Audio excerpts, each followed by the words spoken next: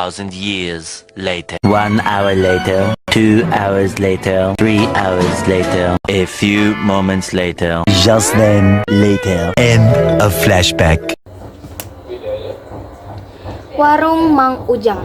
Di hiji desa letik di pinggiran kota, aya warung kopi sederhana milik Mang Ujang. Seorang lelaki setengah umur nu dipikawono balager jeung sok mesem. Warungna lain ukur tempat bikin ngopi jeung nyatu pisang goreng, tapi oge jadi tempat ngobrol warga. Unggal isuk-isuk samemeh panon poe naek, Mang Ujang geus sibuk nyiapkeun dagangan. Anjeunna ngegoreng cau, nyeduh kopi jeung nata roti bakar dina meja keuy heubel. Warung ieu sok pinuh ku patani, tukang ojek, jeung murang kalih sakola nu eureun samemeh barangkat.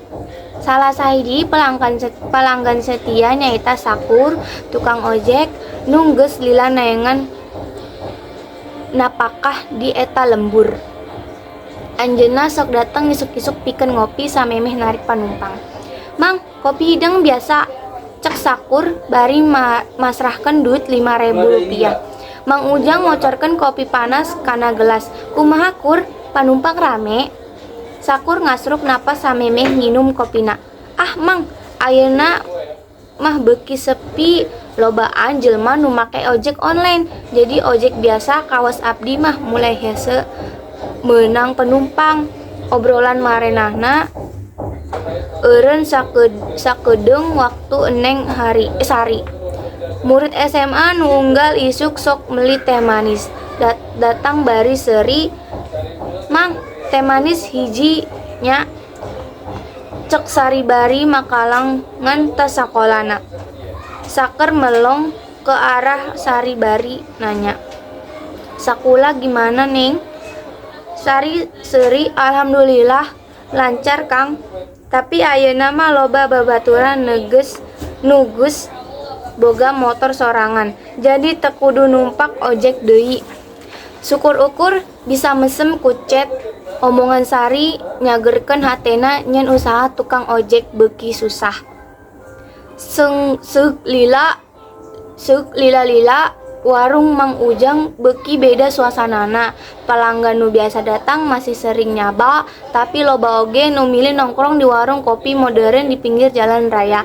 Warung-warung eta dinawarkeun wifi gratis, kursi leuleuy jeung menu nu leuwih rupa-rupa.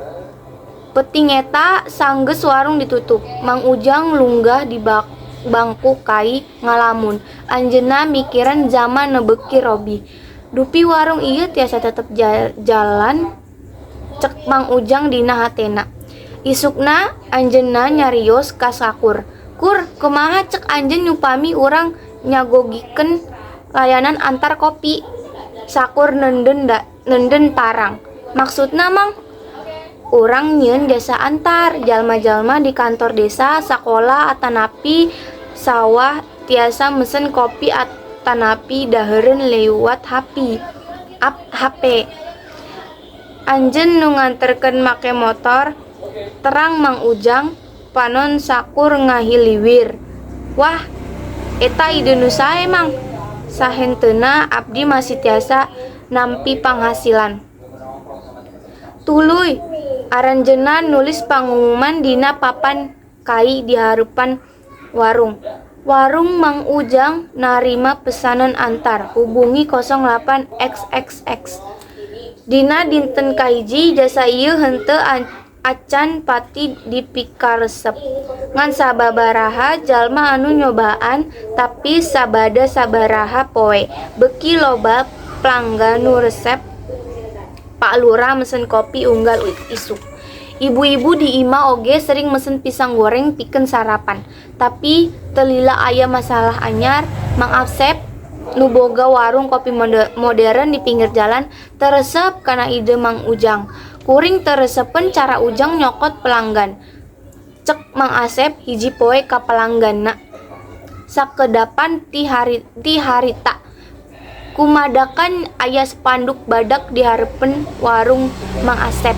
Wifi gratis, diskon 50% kanggo pelanggan anyar. Tina eta beuki loba jalma anu ngalih ka warung Mang Asep. Kaayaan ieu matak pikiran ka Mang Ujang.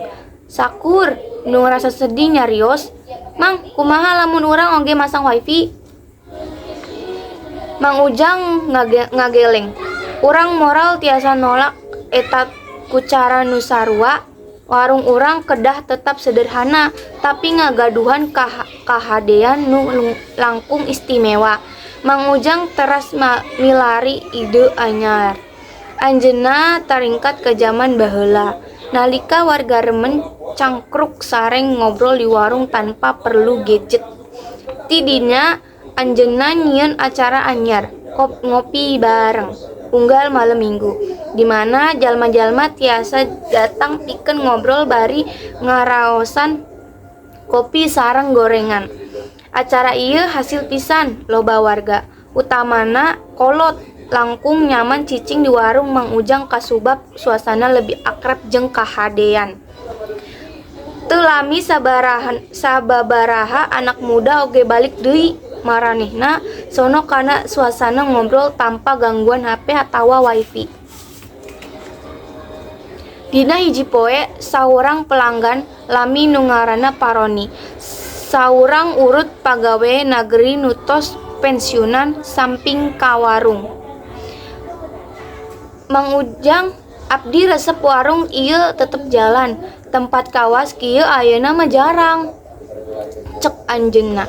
Mang Ujang mesem, hatur nuhun Pak, abdi mung hoyong warung ieu tetep janten tempat kumpul warga.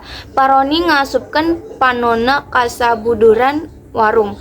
Mang, upami abdi tiasa masihan saran, kumaha upami anjeun nyoyogikeun menu anyar, sugan-sugan aya nu lebih resep. Tidinya Mang Ujang ngamampaatkeun ide eta. Anjeunna mimiti ngademel menu anyar, lontong sayur kas warung Mang Ujang. Menu ieu geuwat dipika resep ku para pelanggan, utamana anu biasa sumping ngisuk-isuk samemeh digawe. Ku inovasi ieu warung Mang Ujang jadi rame deui. Mang Asep nu tadina sirik akhirna sadar yen henteu sayadana jalma milih kahirupan modern, sabab aya oge nu milih suasana basajan jeung kebersamaan. Peting eta Mang Asep sumping ka warung Mang Ujang. Ujang, anjeun pinter oge nya. Kuring pikir kuring bisa ngelehkeun warung anjeun ku wifi. Tapi ternyata jalma-jalma masih milih datang ka dieu. Mang Ujang mesem, unggal tempat gaduh cari sorangan Sep.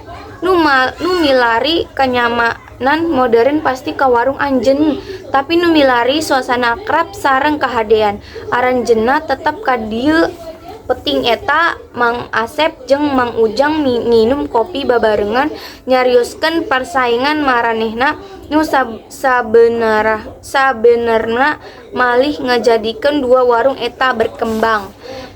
Di gigir jalan lembur nu saeutik sepi, warung letik eta tetep jumeneng. Janten saksi kumaha kauripan Robi tapi oge kumaha rasa babarayaan jeung kahadean moal kungsi leungit.